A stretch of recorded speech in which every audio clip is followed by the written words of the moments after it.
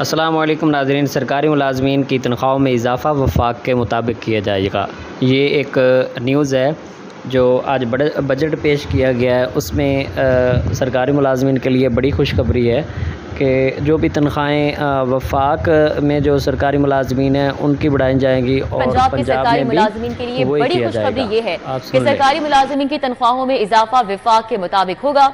Secretary खजाना जी नाज़रीन, आपने सुना कि जो सरकारी मुलाज़मीन है पंजाब के सरकारी मुलाज़मीन के लिए बड़ी खुशखबरी ये है कि जो तनख्वाहें बढ़ाई जाएंगी इनकी वो वफाक के मुताबिक, यानी जो सरकारी मुलाज़मीन वफाक के हैं उनकी जितनी बढ़ाई जाएंगी, क्योंकि वफाक की ज़्यादा तनख्वाहें बढ़ाई जाती हैं। तो इसलिए अब पंजाब के जो सरकारी मुलाज़मीन हैं उनके लिए भी खुशखबरी है, उनके भी उनके बराबर में बढ़ाई जाएंगी।